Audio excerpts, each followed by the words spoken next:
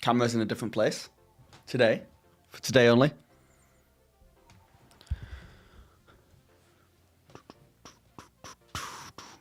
Okay, I think I'm live on YouTube.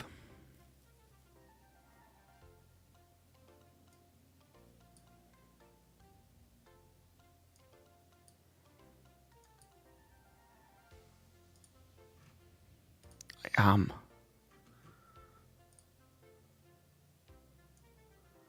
Love it when a plan comes together.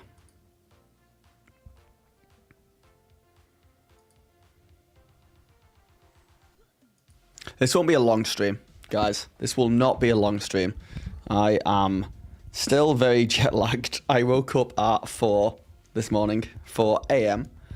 I slept really well, but yeah, I've had 3 coffees, and the coffees aren't working anymore. So I'll stream for an hour or 2, and then, well, I've got to stay up. I have to fight through, but I'm not sure I can stream for that long. So tired. Hello from YouTube. Your eyes are still so tired. Cut them out. Yeah. Yeah. What are we gonna do? What can we do? Except become morning people who wake up at 3. What's up, Tristan? What's up, Cap Rose? What's up, Danny?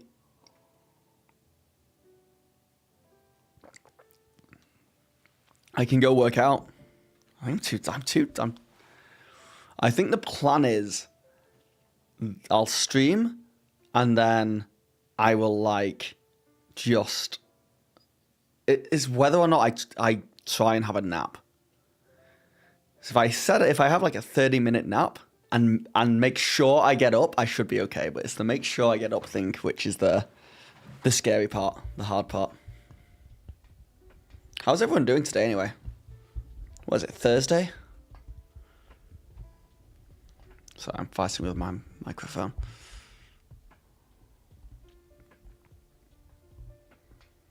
It's beautiful in Toronto today. Make sure you get out at some point. It's pretty sunny out there. It was snowing yesterday. Doesn't make it make sense. Make it make sense. Why am I tired? We got back from Japan a few days ago, so I'm jet lagged. We just haven't got back on schedule yet. It's jacket weather, no coats, jackets. Good. It's going in the right direction. But Toronto has a habit of going too far in that direction to the point where it gets way too hot.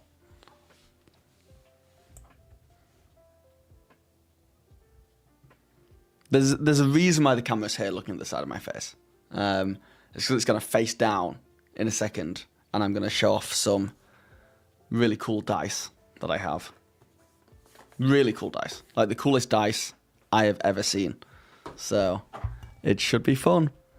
But I can do this. Wow. Let me move that light there, because that is blinding.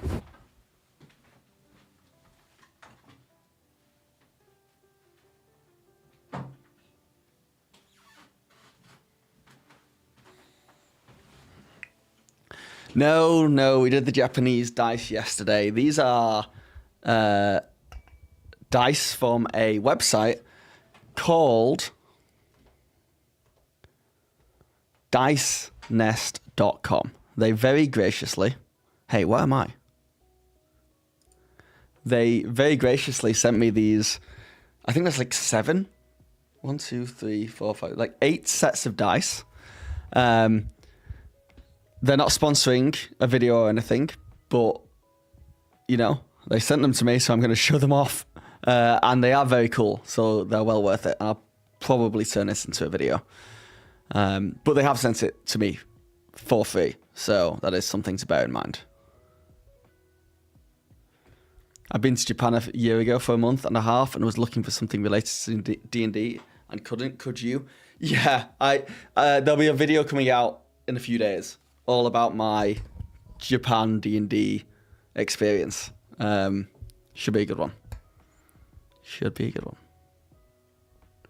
What's going on, Leon? Yeah, in Tokyo, like in every major city we went to, Tokyo, Kyoto, and Osaka, there's a chain store franchise called Yellow Submarine, and I managed to get dice and see some D&D and TTRPG stuff there. Oh.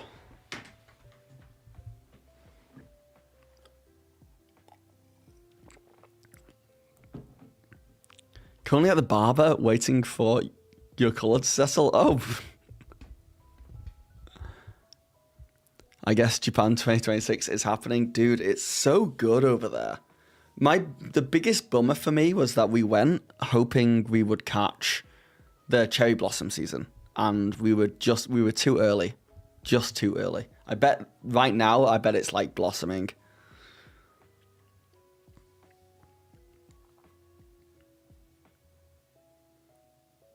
But yeah. Anyway, so I also should say as well, while I've got you guys here, I can also open this at some point, which is what WizKids sent me. I came back from Japan and I just so much stuff sent over to me. Classic Collection, Monsters S to T. But the question is, do I open this? Or is it like a collector's edition thing? I'm definitely going to open it.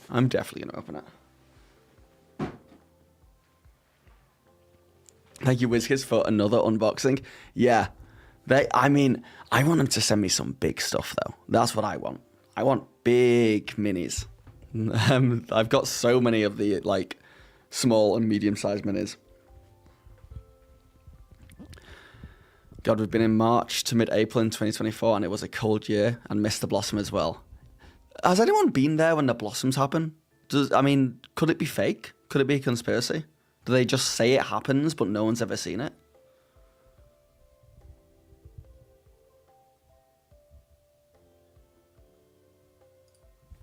But okay, so the classic collection minis are great. Yeah, we'll unbox that at the end, I think. Don't let me forget. We'll take a look at the ones in there. Your initials are S&T, so I might need to buy that one. Careful you don't dox yourself there. But yeah. Most of them still look cool by modern standards, and a couple goofy looking ones are delightfully retro. I appreciate the retro look. I really do.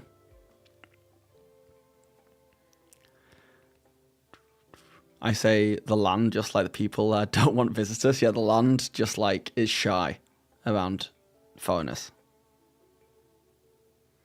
We always love a fig unboxing. Hey dude, new figs? I'm up for that. Okay, let's not waste time here. Also, let me know if the music gets weird, because I'm not listening to the music right now. Why are unboxing videos so fun? Dude, it's fun to be the unboxer. That's for sure.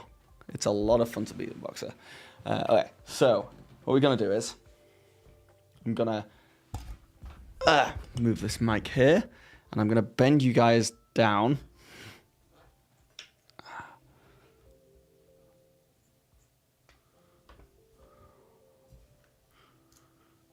How's that look? Boop, boop, boop, boop. You don't think you hear music at all?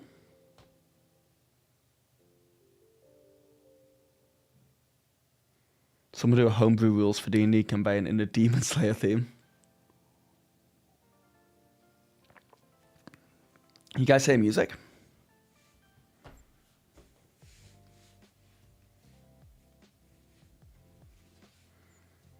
Well, in the grand scheme of things, it doesn't matter. No music. No, there is music. It's very faint. Okay. I'll turn it up slightly.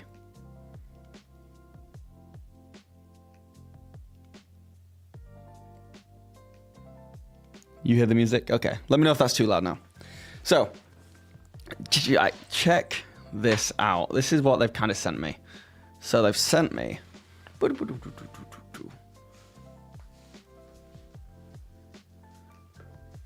this box of dice, this booklet with a sealed envelope, which I have opened already, and these 7 dice here. And what we're going to do as a group, what we're going to do is we are going to rank these dice in order of coolest to least cool. But I'm going to warn you now, they're all pretty damn cool. Yeah, the book is interesting. The book is Call of Cthulhu. Have any of you guys played Call of Cthulhu? Because I haven't, so I don't quite understand what's in the book. But I think if we have any Cthulhu experts in the house, they'll probably know.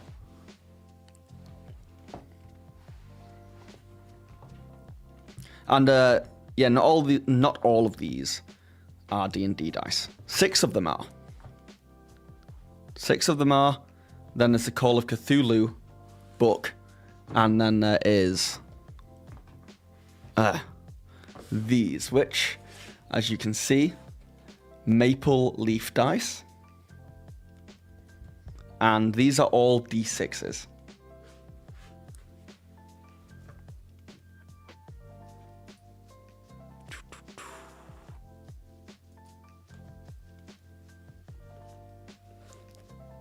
And there they are. They are maple leaf, which is beautiful because I am officially now Canadian. And each one of these is like,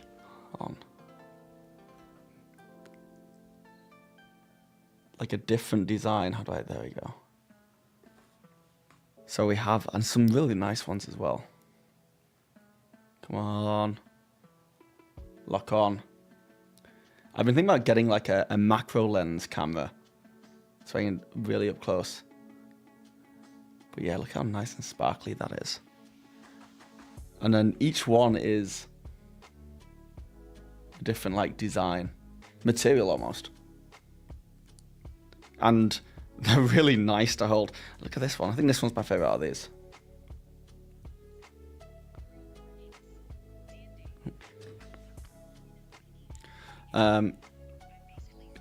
One second, my phone's going off. So these would be really good if I was like a rogue and I needed a lot of D6s. I'll listen to that sound.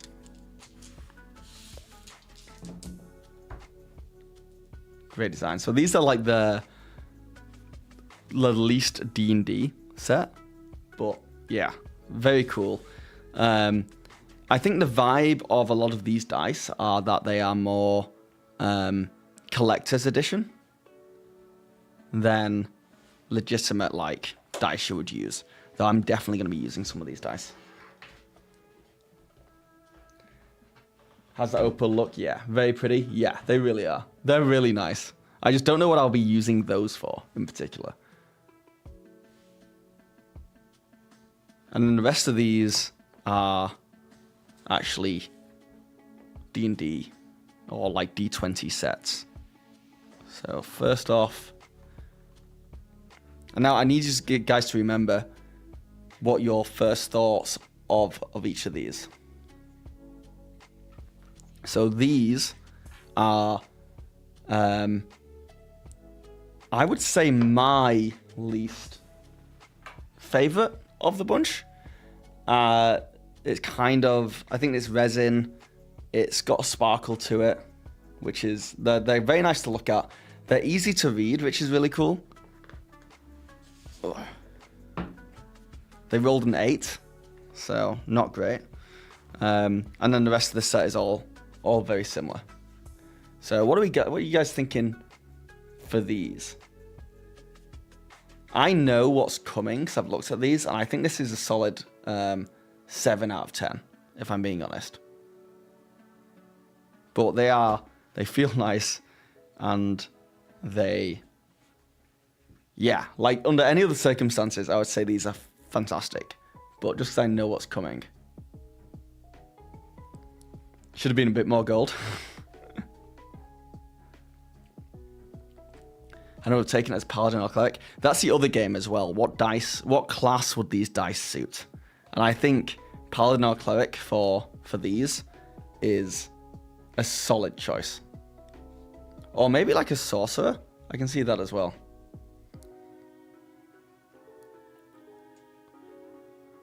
I can tell you, like, they're really not hard to read, if I'm being, like, honest.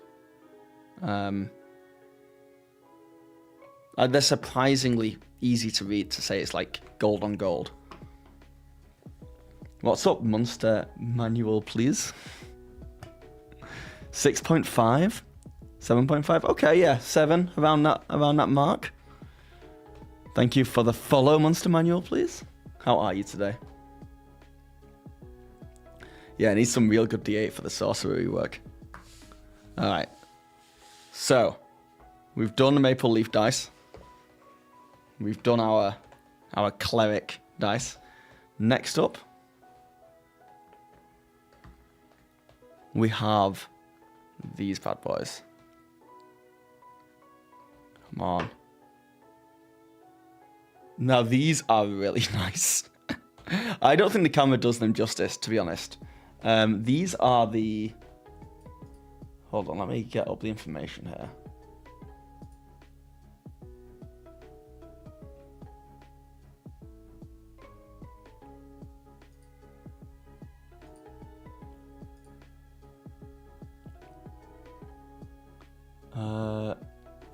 I can't find... 1 second. Rogue 8. Oh, those remind me of Purple Grand Canyon. Yeah, they're cool. Let me just get the... Come here, where are you?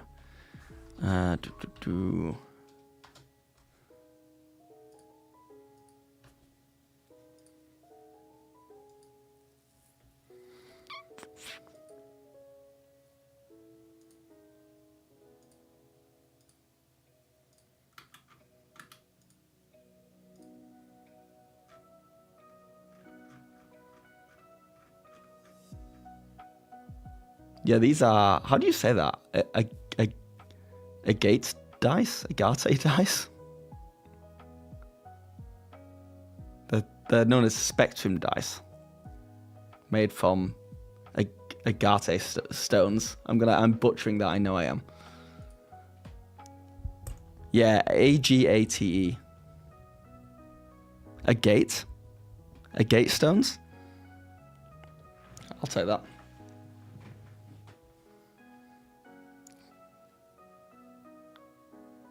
But these are really nice. Like, they have a really nice pattern on them. I am a fan of these. Let's have a look at the D4.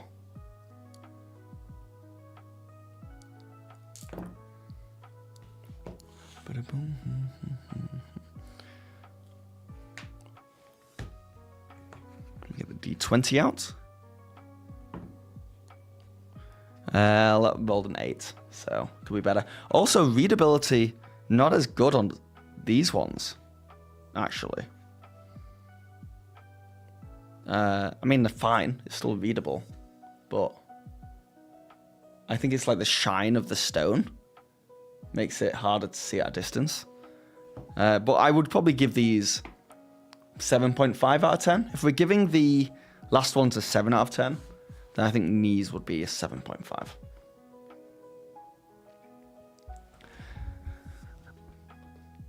Sorry, someone complimented me. You're one of my favorite YouTubers, by the way. Glad you're full-time now. Thank you very much. You're one of my favorite chatters now. Arget? Is that true? Cut them out. But yeah, it's a type of stone. Very, very nice. Welcome back, Tristan. Maybe repaint the numbers in bright color. I like to re-ink the numbers. Maybe. But if we're rating the dice on how they were delivered to me, that's the situation. All right, next up.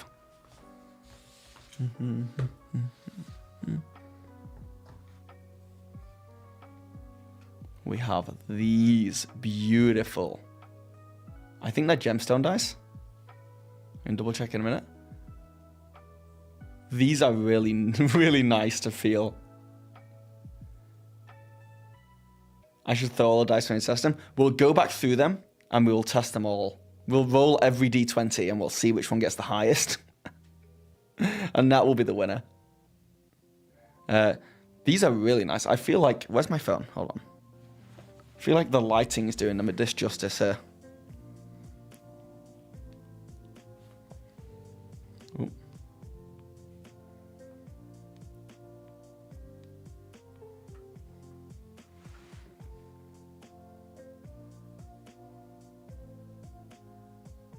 Yeah, these are really nice. And once again, surprisingly easy to read. So it's like yellow and green. For sure, Druid. Yes. I agree. Wait, what did we say for the Aget purple ones? Someone shouted out Rogue, which I can see. But also Sorcerer again. I think anything purple, I think Sorcerer. But yes, these have to be Druid. You said Rogue? Yeah, okay. Camera's focusing on my rings. I'd take them off, but you'd get mad at me for taking off my wedding ring. Use this hand. Bard. Interesting choice. Yeah, it's got purple's always Sorcerer. Green is always Druid, right? Those are the rules that keep the universe going round. You can see Monk as well. Purple Warlock, yeah. Okay. Okay, now we're getting into some good stuff. These guys. These guys are...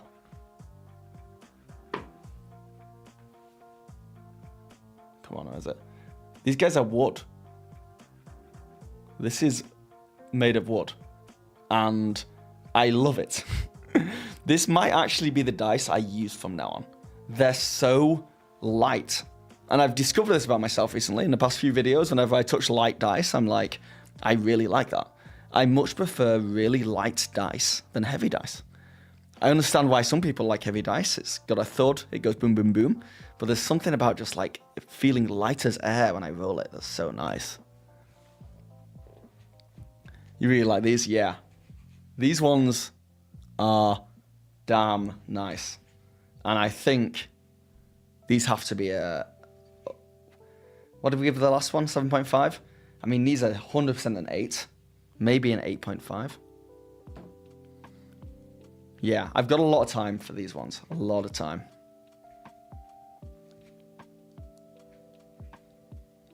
The question is, what class? What class does this belong to? This could be a bard class. It's giving magic user, for sure. Wizard solid.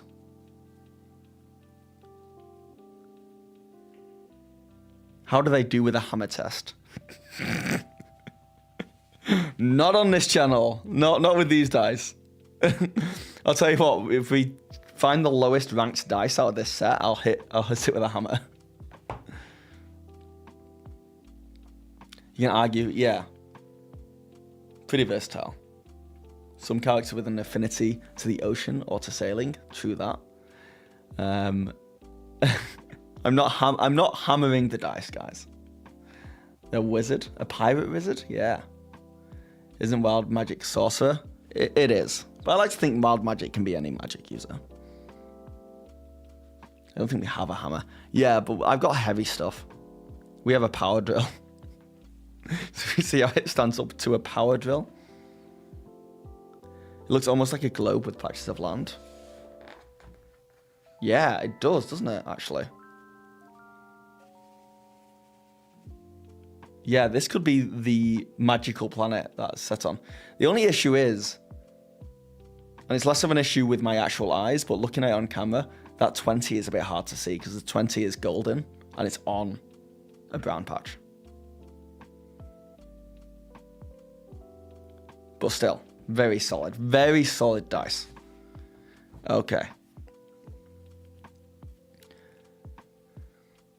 These cases are also really nice. Is there magnetic closure? There is.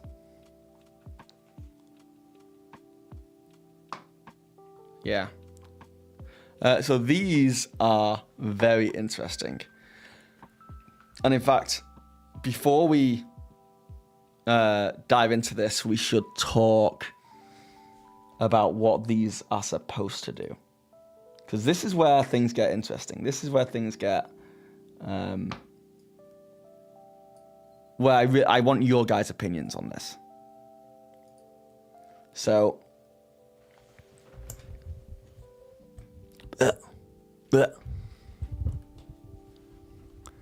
Yeah, they're supposed to be sci-fi dice, and they are these Flamestar Solar themed dice. And I'd never seen or heard of anything like this. The situation is that they come with a UV flashlight, or they sent one with these for me at least. And when you shine the UV light on them, they glow orange. At least that's what this seems to suggest.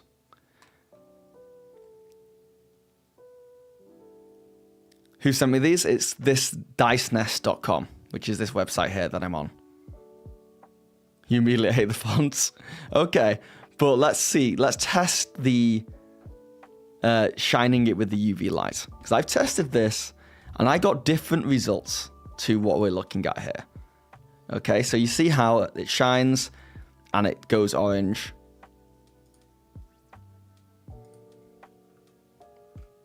And it's it's supposed to kind of glow like that. Yet, when we take it from here,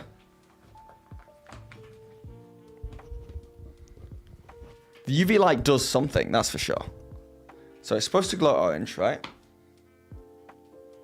Also, these look very cool, as is. The font is, a choice, though. So here's the UV light.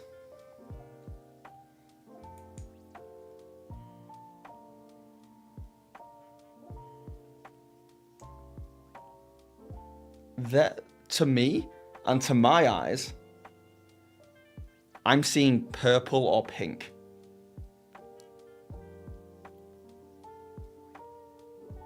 That's what I'm seeing. Oh yeah, maybe I'm too close to it. So it definitely does something. Let me get this open.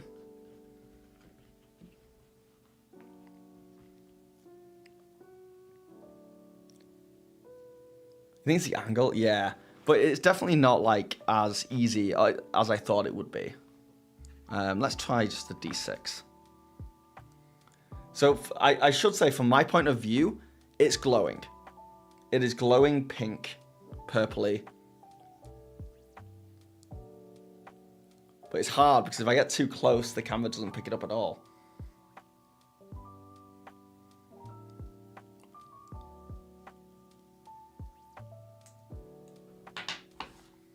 You know what? Let's throw it in here.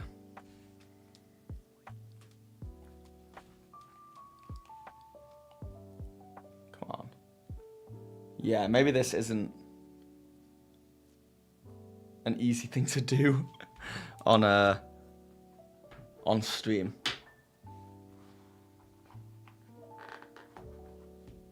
Barbarian, maybe. Like a wild magic barbarian. Right? Because they're like these obelisk stones normally, and then when they rage... I think barbarian is actually a really good sort of thing. Like raging barbarian. Question is, what do we want to give this out of 10? Yeah, it's mostly purple pink. In person, anyway. Maybe they need to charge for longer. I'll look into it. I'll look into it after this, but I think what we have is what we've got. Without UV, 8.5. With, like an 8. Oh, you think it's worse when the UV's hitting it? It's disappointing? I hear you. I think an 8 is solid.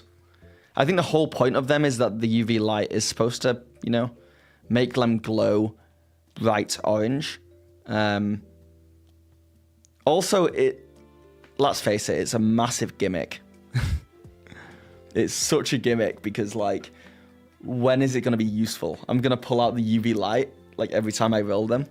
But it's kind of cool that it does that. It's a really interesting material that it does that. So from a collector's point of view, there's not many dice like that out there.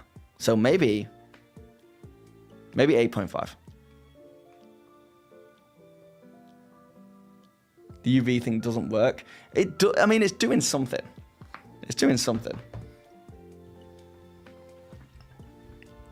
Light it up for Fireball, yeah. If you didn't say it was the UV thing, I'd say it'd be 7 or lower because of illegibility. Yes, the font brings it down. I think we go with 8. I think 8 out of 10 Barbarian dice. Unless I roll a natural 20 with it right now, in which case it's bumped up to 9. Oh, you got a 19. Not that you'd be able to read it. So, yeah. You're being nice. Okay.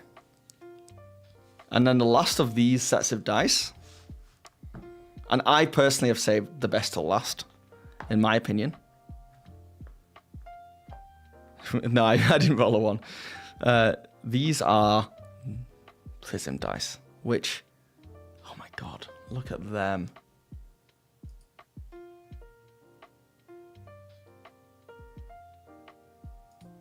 So these are known as planetary spin dice, crafted from K9 prismatic glass. And they are gorgeous. They're so nice to look at. Is this the D20? This is the D20. Oh, I think I rolled a 20 there, but I moved it. So we'll have to go back on the VOD to see. No, I went through them all. I'll take them out again in a second. We'll roll all D20s. The thing about these are, they are surprisingly easy to read. Like, the camera, again, might not be doing it justice, but normally with dice like this, it's hard to, like, keep the font easy and legible. But these have it. Druid, Circle of the Stars subclass. I think you just nailed it in one go. I think absolutely some kind of celestial type dice. Gasp, they look insane. They feel nice. I wouldn't put the hammer test on these guys. I don't think they would do very well against a hammer.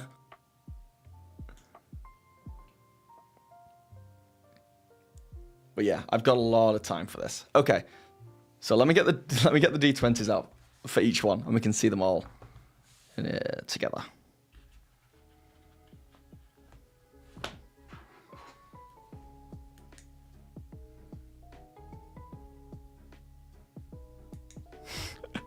The UV light hits the prism dice in a nicer way than it hits the other ones. You're feeling Illusion Wizard with all the mirror effects. True that. Oh, okay. My favorite is the wood ones.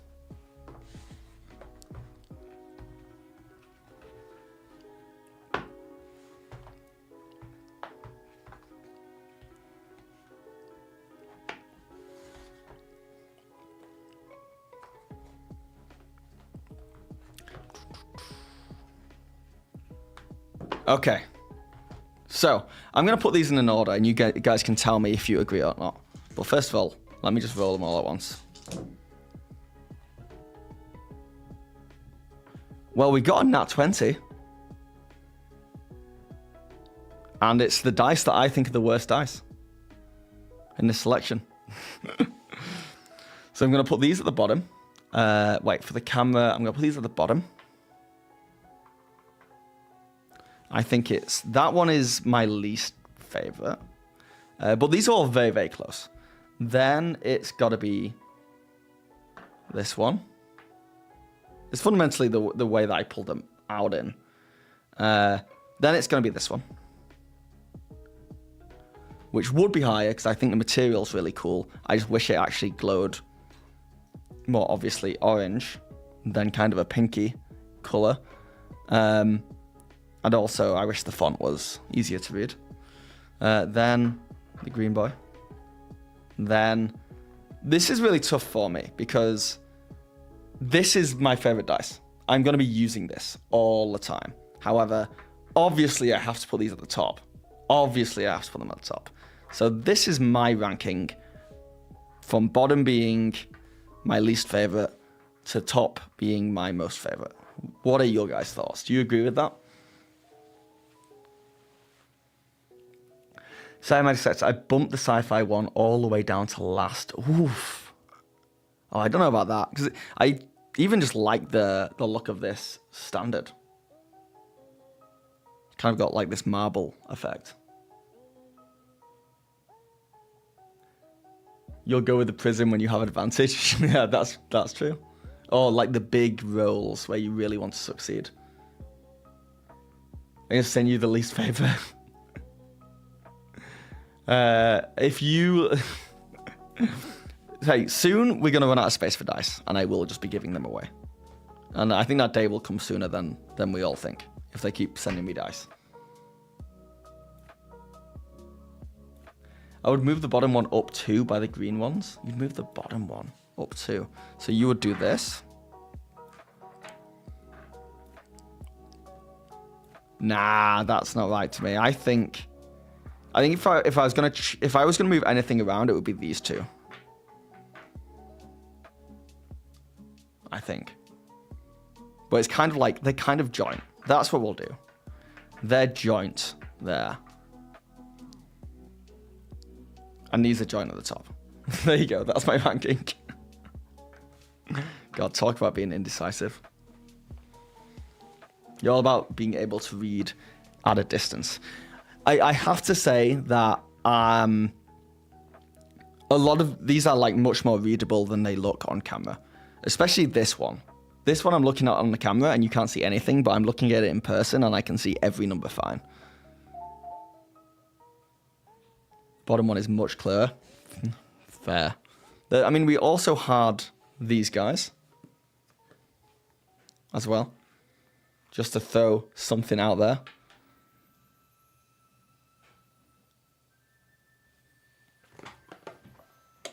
Can you try the UV again? Just put the UV further. I can indeed. You know what? Let me...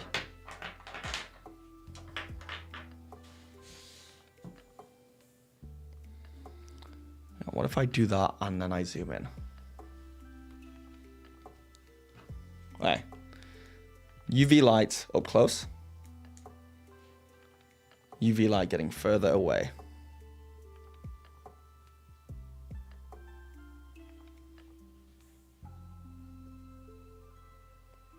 Yeah, I mean it's doing it. Those parts of it are glowing.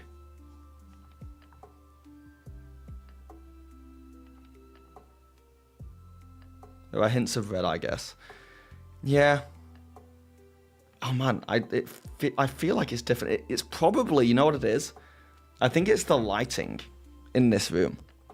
I think if like you know, let's turn all the lights off.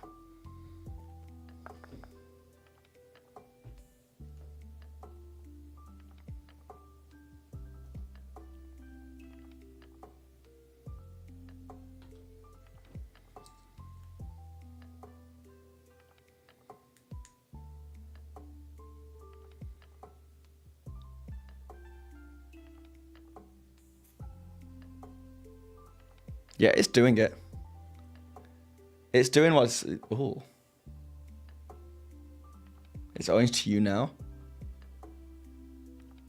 Yeah, now I'm safe. It looks it looks pink to me sometimes, and then other times it looks orange.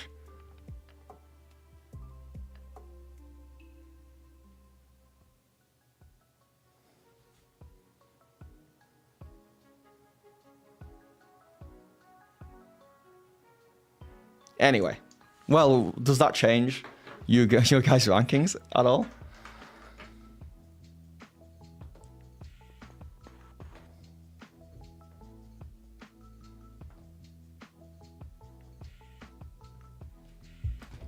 Not much. Fair enough. It's cool. It's really cool to see dice made from like a, you know, different material than normal. So, and I think that's why I like the wood ones so much, because it's like, I think I own one other set of wooden dice that are very clearly wooden, but these are, I don't know, just so nice.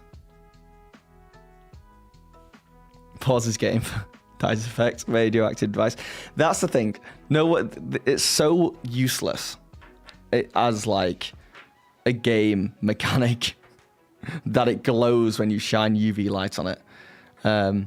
I'd be more scared about what the UV light will pick up on the table in general. Show how messy everything is. Is a type of wood listed? Let's find out. Are you a wood guy?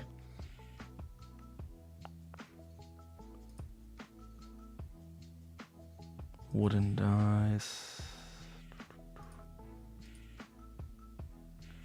It's stabilized wood dice. Here.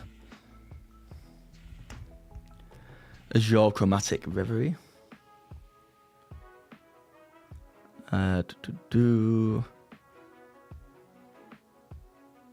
Crafted from precious stabilized wood. I don't know what stabilized wood is.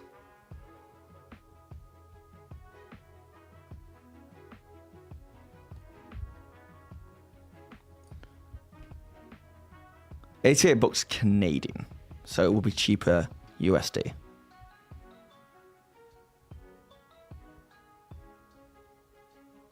You roll in complete dark and reveal the score with the UV. Smart.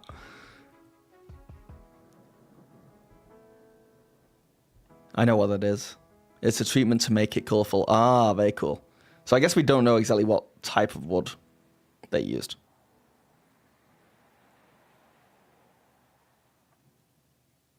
$61 USD. I think that's fine for some dice. Like the dice this nice. Dice this nice. Okay. So I think these aren't cheap dice. We're gonna have to bear that in mind. These are like collector's edition dice that are made from really cool materials. If only you could read it. Okay, but that's not it. That's not everything. We got the Cthulhu thing as well. So let me throw these back in here.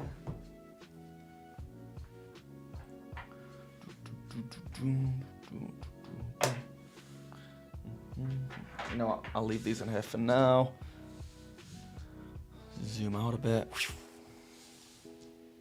Alright, so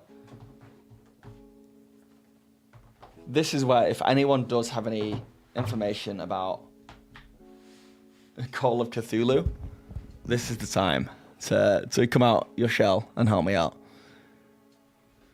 If I got into dice making, can you make me a set? Yeah. Of course. But I may put it in a video. It's not actually a book, it is a holder. And you can see here, this beautifully sealed envelope has some paper in it.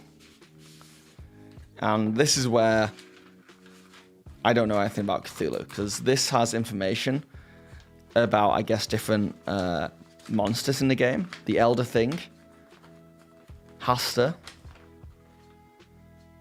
Abhoth, the Colour, Cthulhu, Dole, and Moon Beast. So I guess it just tells you a little bit about each thing.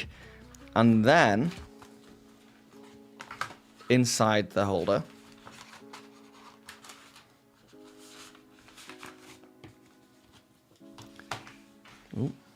stay. The Elder Gods in the Universe. Okay. So we have these coins. And these are, I guess, supposedly dice. Because if I pull one out, like I'll pull out the Moon Beast. You guys can get a look at that.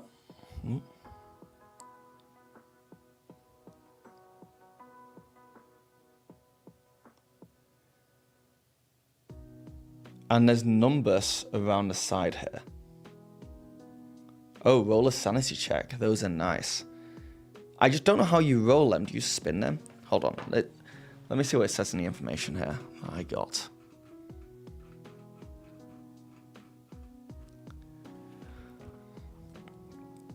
The operation of the coin dice.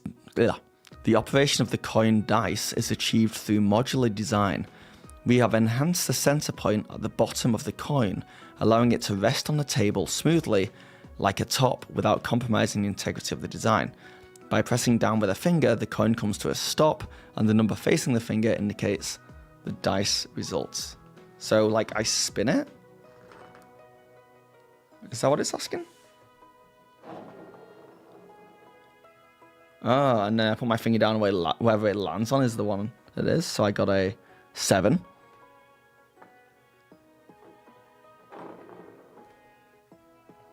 Okay, relatively simple, a 2.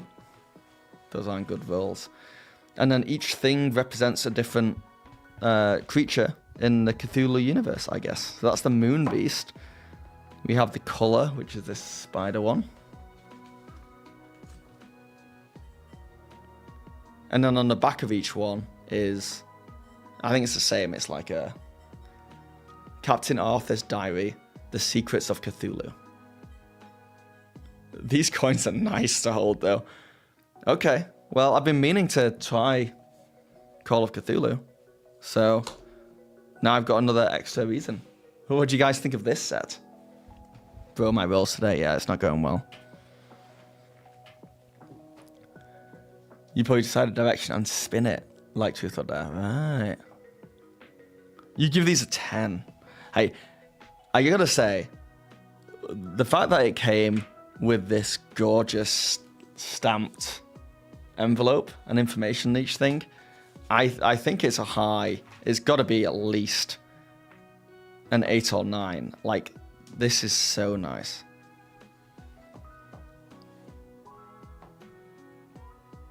So yeah, dicenest.com if you wanna grab these. Holy, and also yeah, the imagery on this. Edge Magic Circle. Also, I could, totally use this as a DM screen.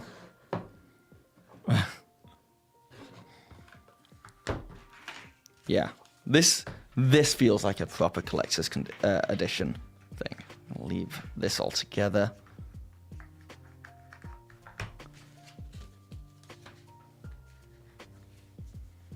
But yeah.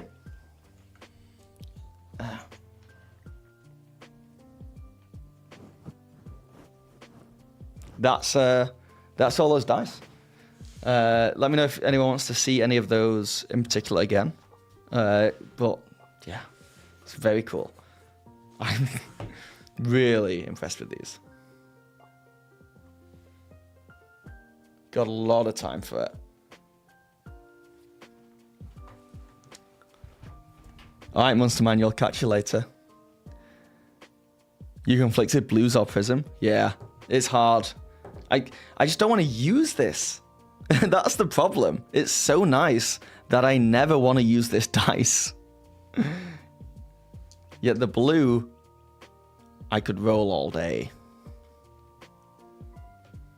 Yeah, the Prism are definitely a bit more special, for sure. Alright, now the fun part of me putting all these away back in the cases.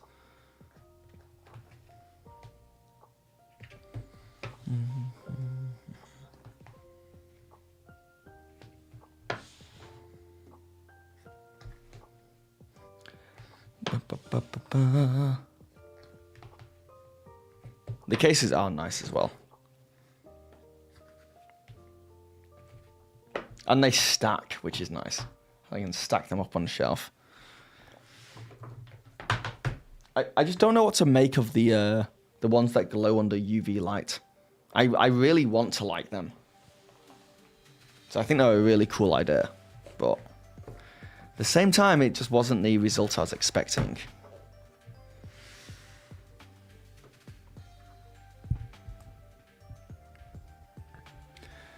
I tell you, mate, Prism for advantage. I mean, it's smart, but then I need a disadvantage dice as well.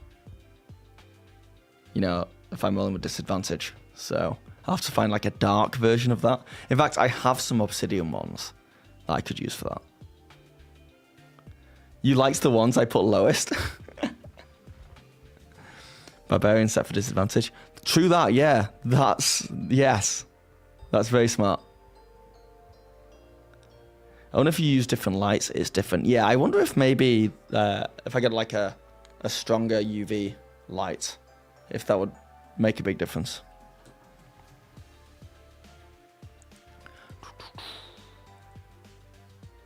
All right, and while we're here, might as well do a quick unboxing of the S2T Monster Sky.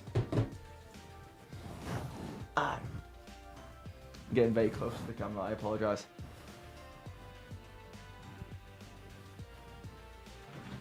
Okay. I feel bad opening this, because it really does feel like collector's edition, but, you know, I'm not going to be the person who owns minis that I never use. Ricing, how's it going? Another unboxing. I need to join streams more often. Dude, the more people who come into my streams and watch my unboxing, the more the more people will send me things to unbox. It's a spiral. It's a spiral that ends with me just having no space in my house for D&D stuff anymore.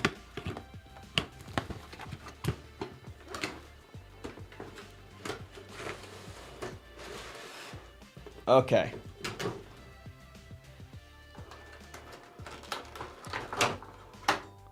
Oh, these are legitimately nice.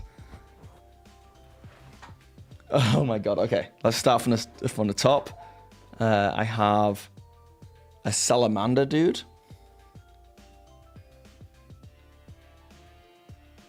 Who is a lot of fun. A little bit derpy, as these retro guys often are. I have a satyr, or satyr. Satyr. I have a sturge.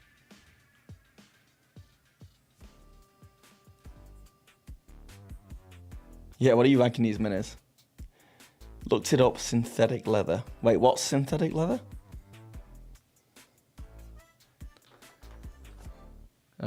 We've got this troglodyte dude, who can be fundamentally used as a kobold, because that's the vibe I get.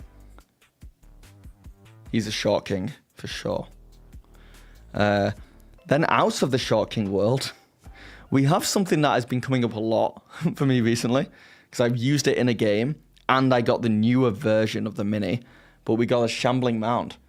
And this guy looks like a Scooby-Doo villain. Like, he just looks like you're going to pull off his mask and it's going to be the caretaker. But I like it a lot. I like this guy a lot. And we have a classic internet troll.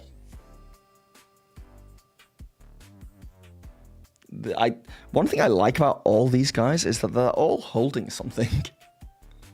It's just holding a branch.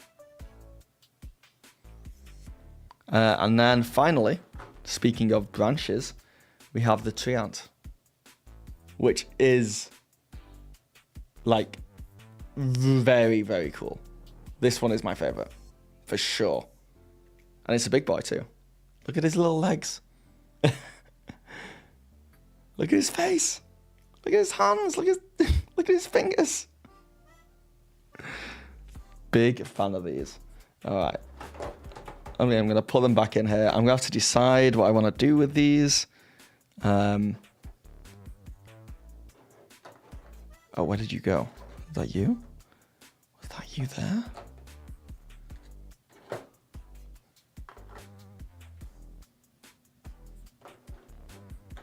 Oh yeah, that's how it went. It's awesome display. Yeah, I think I might keep these in here and have it as like a display piece. Oh no, they just all fell out again. I can't be trusted. They gotta stop sending me minis. I think I have dropped every mini I've been sent and unboxed. I've dropped minis on the floor during the unboxing process. Luckily, we've had no casualties as of yet, but I gotta be more careful. Sorry, I keep calling them minis. We call them figs here now.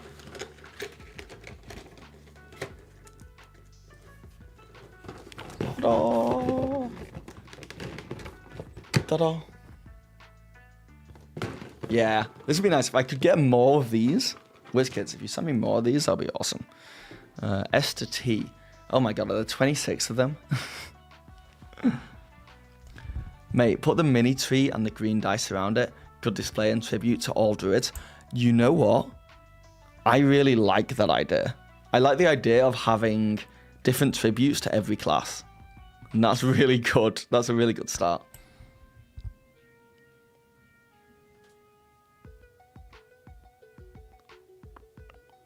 Scooby-Doo villain. Yeah, that's definitely a Scooby-Doo villain. You like that one because it's chubby? You love the derpy ones? Who doesn't love a good derpy mini? I think there's only two types of minis. I think all the others are not created equally. The best types of minis are either derpy or absolutely scary. Like they're gonna one-shot my party scary. And the really scary ones are when they're both derpy looking and also terrifying. If you can pull that off. I think that's what like Attack on Titan did. Attack on Titan managed to make terrifying creatures that were also derpy looking.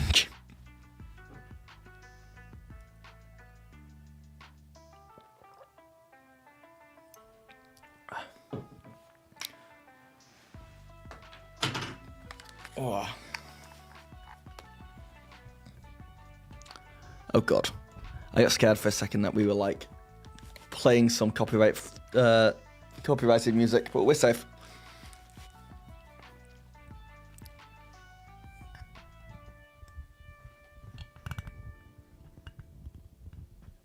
I've never played Curse of Strahd. Can you believe that? I should fix that. My next campaign should be like a Curse of Strahd campaign.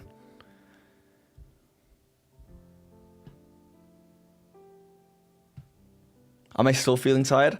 Yeah, but like I've been energized by the stream.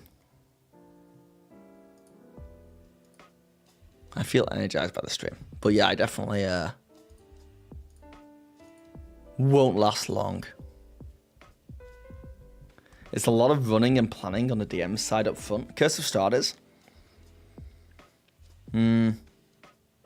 If I do it, I'd want to like kind of butcher it a little bit and turn it into something I can use in my world. So I don't know how easy that would be.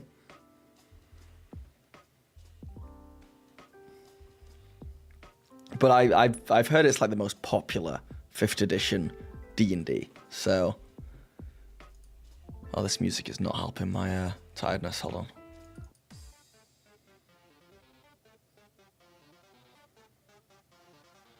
Look, I'm all for homebrew, but Curse of Strahd is a masterpiece. You think I should play without changing any of it? How long? Genuinely, I don't know. How long is like a Curse of Strahd campaign? Are we talking months? Like, how many sessions do you think, on average?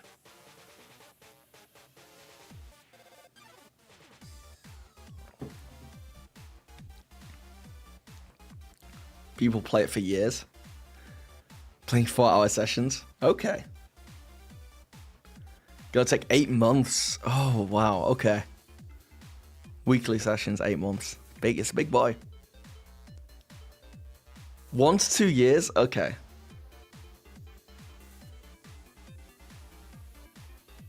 No, it's great. It really is. I'm down. I think, yeah, my next campaign. I'll pitch it to my my players.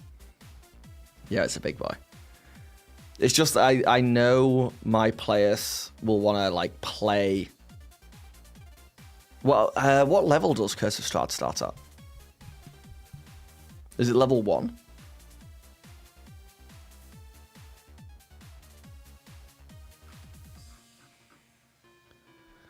One, don't go 3.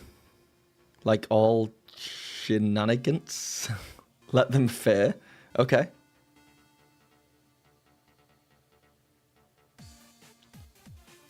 So start at level 1. Okay.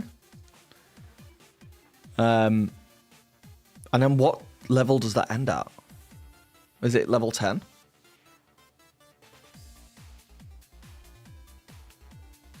Ten-ish. Okay, so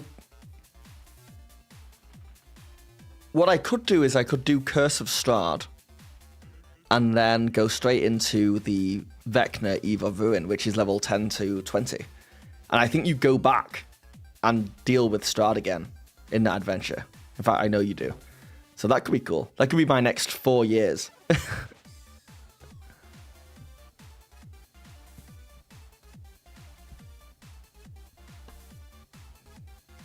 Yeah, or I go into like another level 10 to 20.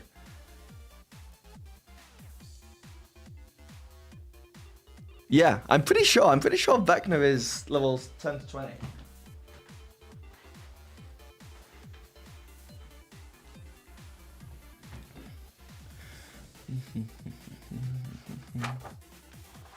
And I've been wanting to play this for a while.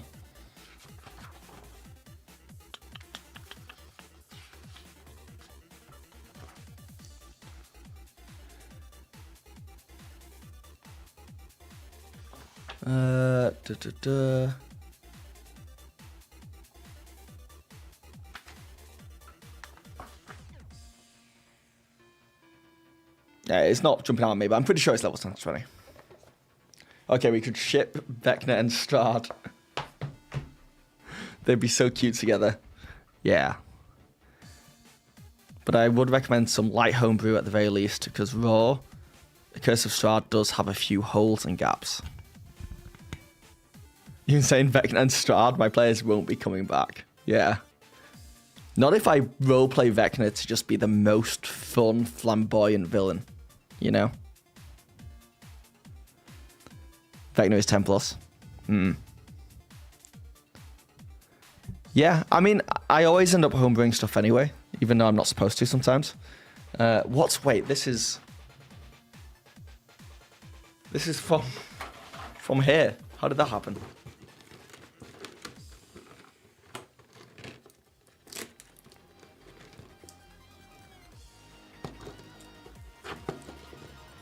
But okay, you guys have got me excited now. I think I'll do the Curse of Strahd. I'll have to buy the book, though.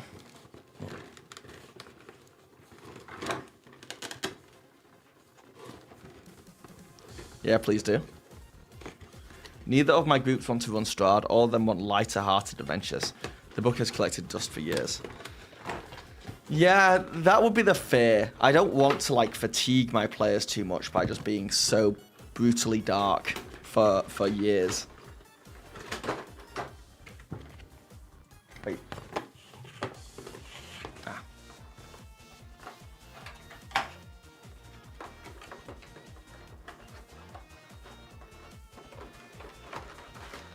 There we go. You guys are all nice and snug. That's how they learn to appreciate the light. Yeah, but not if there's never any light. They can't appreciate it.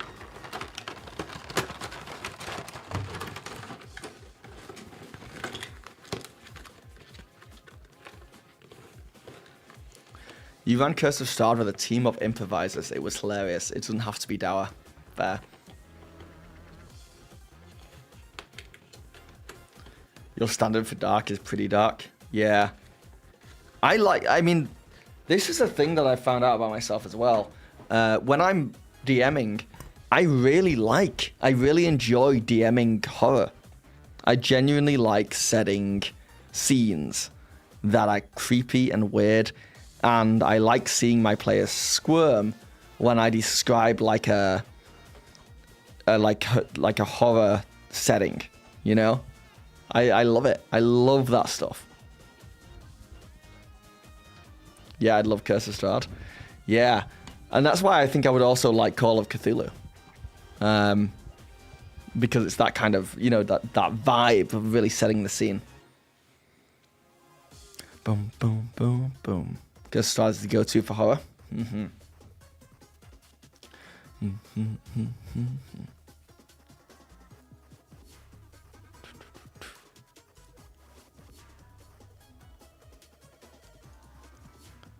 By the way, any D&D is fun and light inherently, so horror is just perfect to set the mood. Yeah. It makes your players more careful. Because they kind of know they're overpowered in D&D. They know they can handle anything I can throw at them. But when I make something creepy and they start to be a bit more careful, and it just makes it feel a bit more like there's stakes.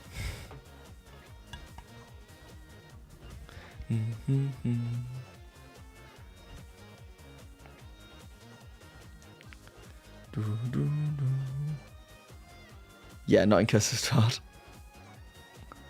My players have hero syndrome. Yeah, I mean, they're heroes. They are the heroes.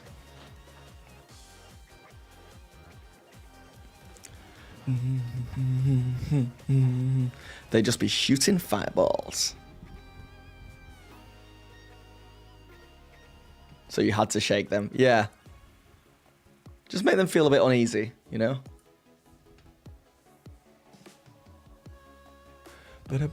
Oh, so also, guys, if you're on YouTube right now, can you please like the stream? That would be amazing. Love to get some more likes on there. What it does, I don't know, but it cannot harm things.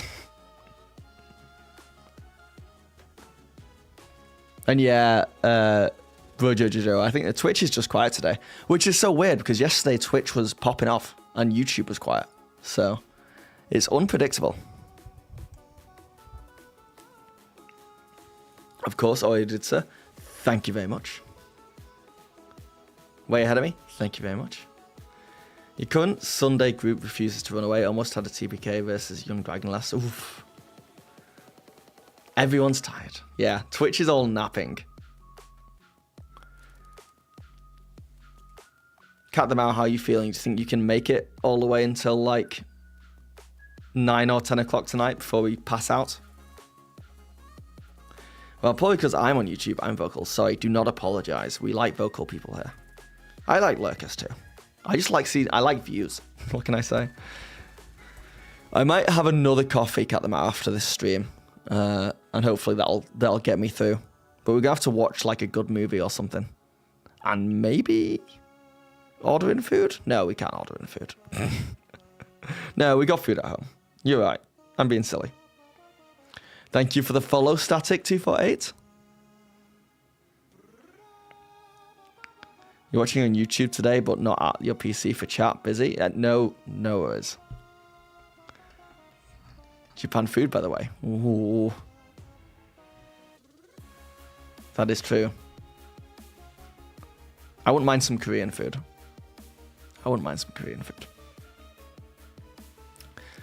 7-Eleven coffee is legit. Dude, when I was in Japan, it gave me a whole new, like, vision of what North America could be like if we just, like, accepted more convenience stores into our lives, you know?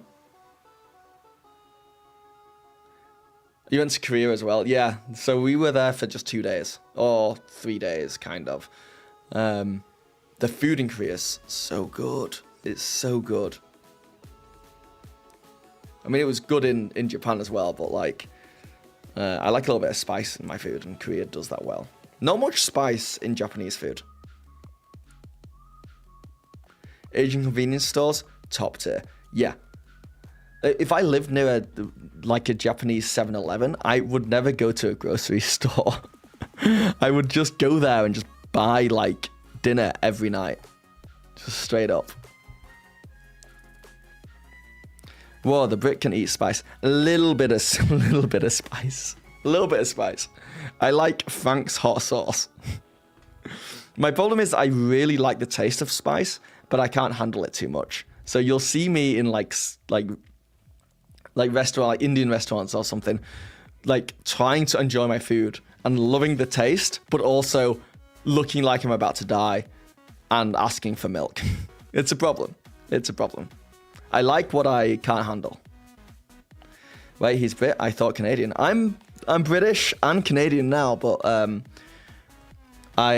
British. I grew up in England till I was.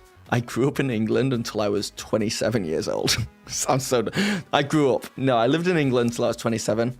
Then I moved over here, and I've been here for a few years now in Canada. But I got citizenship, so I am Canadian. If Curse of Strahd is too long for your group, maybe try the OSC Adventure Halls of Blood King. Similar vibes, but nowhere near as long. Ooh, I will check that out, Darth. Thank you.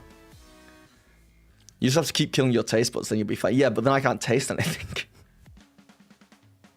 Okay, so listen up. I've been there with my sister, and we ordered in a very fancy restaurant a dish called Eggs in Hell. Wait, where have you been? Korea? What's Eggs in Hell? Still growing? Yeah. I wonder what I'll be when I'm an adult. Now I'm eating and eating, wondering, where's the hell? Are they spicy eggs? What's the deal? Why did I move to Canada? Mostly adventure. Greetings from Alaska. Greetings, Blaze. Blaze Winters is a very cool YouTube name. Yeah, I wanted adventure. I didn't like the whole Brexit thing in the UK, as well as I was just a bit bored in life, and it's quite easy for someone in England to get a visa to Canada, so I did it, and I loved it over here, so never looked back. You turned red. Sudden crunch, you turned red. Didn't feel cold anymore. You're currently running Shattered Obelisk. I let the group vote on which adventure I'd run next. I finished Descent into Avernus for the same group, and Obelisk feels so generic by comparison. Yeah. That's awesome. Much of the matcha here in the States is not really that great. And I met my wife. Well, you weren't my wife yet. So I met a stranger, and then you became my wife. So, but yeah. But cut them out. Even if I had never met you, I think I would still be. Would I still be here? I don't know. I like it. Maybe I wouldn't be in Toronto, but I'd be in Canada probably. Any anime-related souvenirs? No. The weirdest thing I got souvenir-wise that wasn't D&D related was, you see behind me on this shelf. Wait, where's my hand going? Right there. This guy. Boop, boop, boop. This is a pill from Brojojo. Stop it. This is a loot box from Apex Legends, and I found it in Don Quixote in Tokyo, and I love Apex Legends, and I'd never seen something like that before. Apparently Apex Legends is just massive in Japan, so I got that, and that was one of the nerdy souvenirs I got.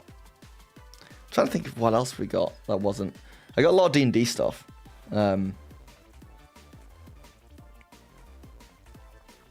But yeah, I bought a ton of clothes.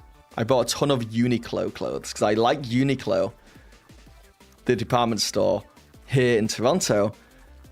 But literally in Japan, everything is like half the price. So we got so much. Oh, I did get an IT charm as well, which is over there somewhere. Which was like there's a shrine that was selling charms that give you certain, like, I guess, fortune in life, and one of them was for IT. In fact, let me see if I can grab it. 2 seconds.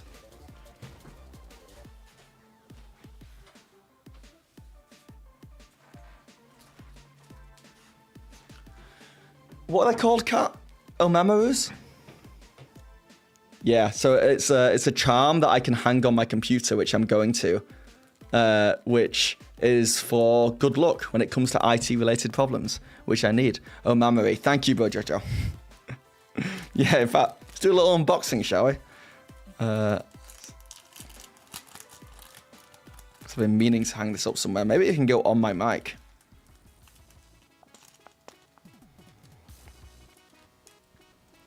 Yeah, we didn't do much fandom shopping, right? Which is good, because I didn't want more stuff in my suitcase. Yeah, unboxing part 3. Cat the Mouse bought a ton of stuff like this, though. Like, how many of these did you get?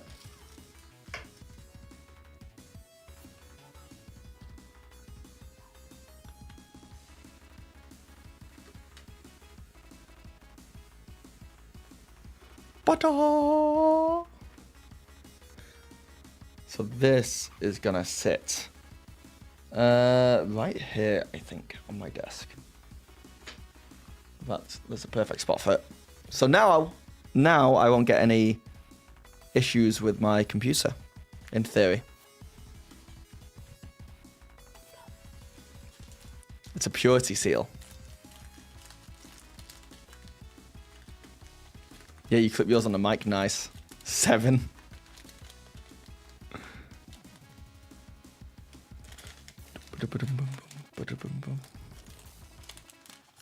All crashes down the moment he says that. Can you imagine? Can you guys imagine if my stream just stopped right now? No, I was going to make a joke there and then shut my stream down, but I'm not going to do that to you guys. But I will be ending the stream in a minute because I am tired. I'm a tired boy. Even though Twitch is popping back off again. Do you hear a remix of the Mega Man tune? You hear, yeah, this is Game Chops doing, it's like a video game. Yeah, maybe it is the Mega Man. Dr. Wily's Castle. I just like it. No naps for me. Let's go Twitch. Well, I shouldn't nap. I should not nap because if I nap now, I'm gonna continue to ruin my life. Are you planning to go back anytime soon, Bro Jojo? Like, do you have any dates set? I can't believe how popular Japan is right now. It's crazy. I feel like everyone is going or has just been.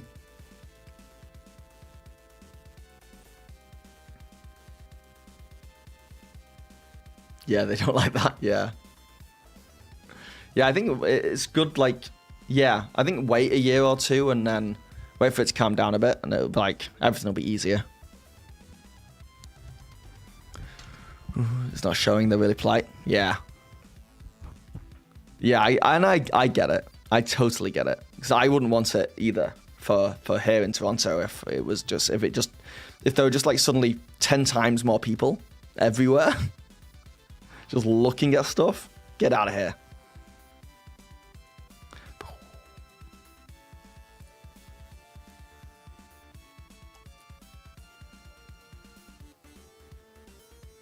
Yeah, they never admit it to a foreigner, but I'm sure there are plenty of people who talk smack in Japanese behind our backs. Yeah, I know there are certain places, certainly in like Tokyo, where I didn't feel welcome. Like there were certain bars and stuff that said like no foreigners outside and stuff. So it is what it is. It is what it is. At least they're making a lot of money from tourism. So that's the good side of it.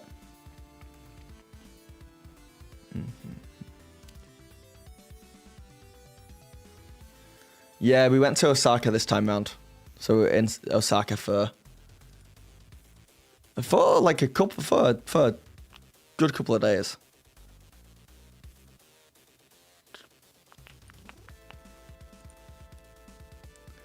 Did you eat at the Omaris, dude? No, I did not. Is that a... No, I did not. My favorite city in Japan is my favorite city in the world, which is Tokyo. That may be basic. That may be an obvious answer. Cat the Mao's, the wife's favorite city was Kyoto. So that should give you an image of what we're both like.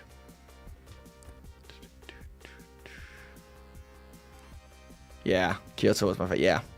And I do really like Kyoto. Osaka was weird. Really cool cocktail places in Osaka. Really nice city, but obviously it's not like... It will be a cool city to live in. You know, it's not like a touristy city. But I think maybe if we spent a few more days in Osaka, we could have like unlocked more of it.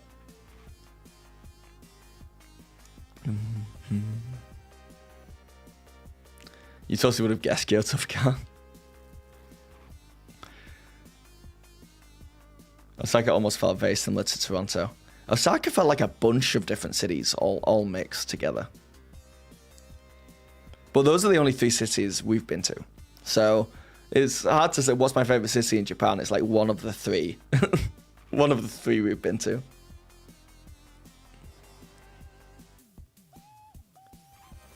All right, guys. I'm going to have to jump off. I'm flagging. I'm fading away into nothingness. But it's been a pleasure looking at these dice with you guys. And hopefully I'll turn this into a YouTube video to come out next week. Get some more footage.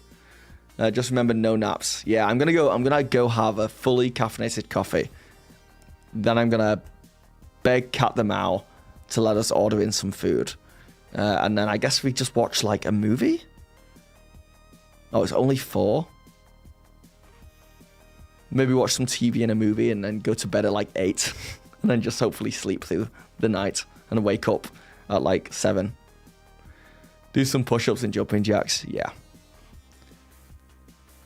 Oh, maybe we just go outside. Maybe we just go out. Cat the Mao. Just go out into the world. That'll keep us awake. Shade being thrown at Snow White. Yeah, go for a walk. Yeah, go for a walk. May the dice ever fall in your favor, Blaze. Go eat out instead of ordering in. Yeah. We'll see. We'll see. We're budgeting right now. Japan, not cheap. Maybe we'll just go for a walk around the block. All right, guys. I will catch you guys later. I don't know if I'll be streaming tomorrow. I'm going to be getting a root canal, or the second part of the root canal that I had 3 weeks ago. And probably next Monday, I'll stream. Hopefully we can do like a Monday, Tuesday, Wednesday, Thursday, Friday next week. We'll see what happens. But yeah, catch you guys later.